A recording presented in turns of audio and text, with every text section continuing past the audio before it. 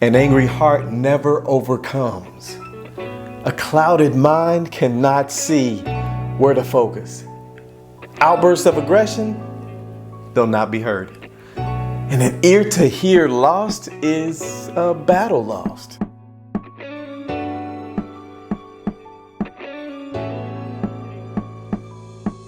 Hey, you guys, I just want to encourage you all to remember that as we strive to press toward demanding social justice, that you pace yourself a little bit. Have you noticed a different level of fatigue recently? We're in the midst of the fallout from a pandemic and fighting against old social injustice issues. And by the time you decide whether you're gonna bring a mask where you're going, you're gonna bring hand sanitizer, you're gonna put on a mask, or try to figure out why you're the only person that has a mask on, then you decide to pull out your phone. And yet again, as you scroll, you see things like protests happening, and someone else was sentenced unfairly, and another company is being exposed for racism, and a politician is making racial slurs, and the list goes on, and you're still trying to figure out, is this real or not? And as you're processing these things without even thinking about how it's affecting you mentally and potentially physically, you're trying to understand, how can this be true? You begin to hope that you're gonna wake up from that dream, right?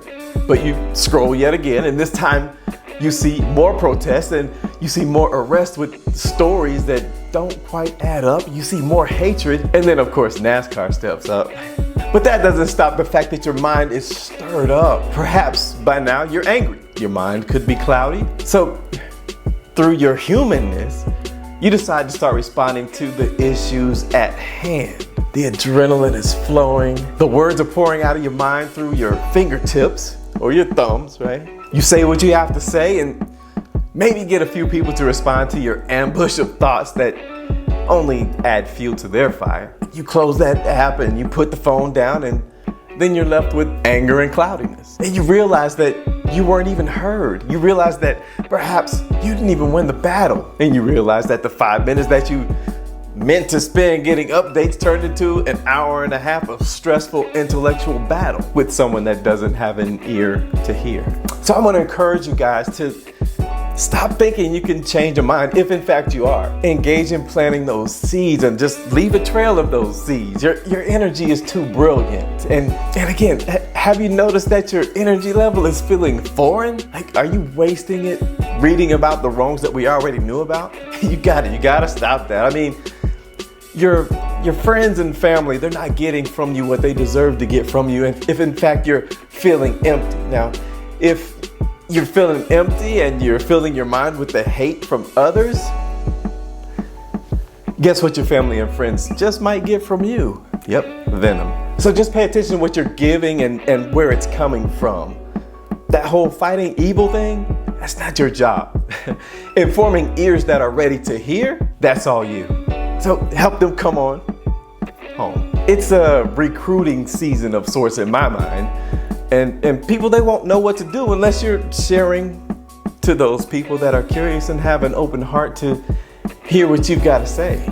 All I'm saying is you're valuable. Your mind is valuable, and we need everything that it is that you have to support this movement that this time is gonna happen. If you are having doubts out there about this movement and comparing it to a past movement, it is going to happen. Will we see 100% of the change that we want to see? Maybe, maybe not. But our job is to point the country in the right direction so that our children and our children's children can bring this country to a place that it's never been before. But our job right now is to just be informed and share that love and inform others that are ready to listen and want to join in on the fight. I've run into so many people that are ready to get into the fight, but they don't know what to do. They don't know exactly what they're fighting for. They just see these wrongs that have happened, and a few of them will watch, documentaries like The 13th, and they've seen how all this stuff has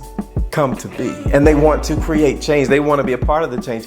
And I want to encourage you to continue to share, but make sure that you're sharing with people that are ready to hear. There's no need to fight with anyone that is not ready to hear. They're not going to listen to you. But there are people out there that are ready to hear. They have ears to hear, specifically from you though. There are some people out there that I can't get to. There's some people that Oprah can't get to. There's some people that Thyself can't get to. Whoever it might be in the movement, right? There's some people that they can't get to that you can. And you've got to use your gifts to make that happen. And to be able to use your gifts, you need to preserve what you have on the inside. There's nothing wrong with having fire, with having passion, but it needs to be used in the right way so that you can maximize the potential of the power of your passion. Now, I believe in you, and I'm sure that the people in your realm of influence, your circle, they believe in you as well. But let them watch you talk to those that have ears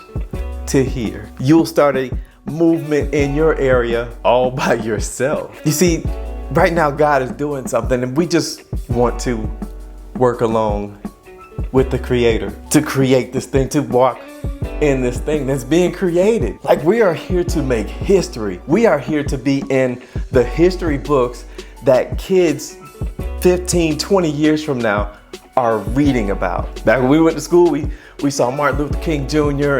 and the likes of those that marched in the civil rights movement, and we saw them in high school or you know, whatever grade you might have been in. But they're gonna be reading about this. So jump on this train, just be in this flow of what's happening, sharing with people that have an ear to hear your words, because you've got knowledge that you potentially been trying to give to somebody that doesn't want it. But there are people out there that are thirsty for your depth of knowledge so we can make this movement all of what it is supposed to be. So guard your hearts, guard your minds, keep your focus, make sure that you're giving your friends and your family yourself, not some watered down version of somebody that's been fighting with the world or fighting against the wind or against the current. Again, there's people out there that want to hear from you. I've seen it, I'm walking in it, and I encourage you to do the same. That's it. It's good to see you all again. I hope you had a good week. I hope you have a wonderful weekend.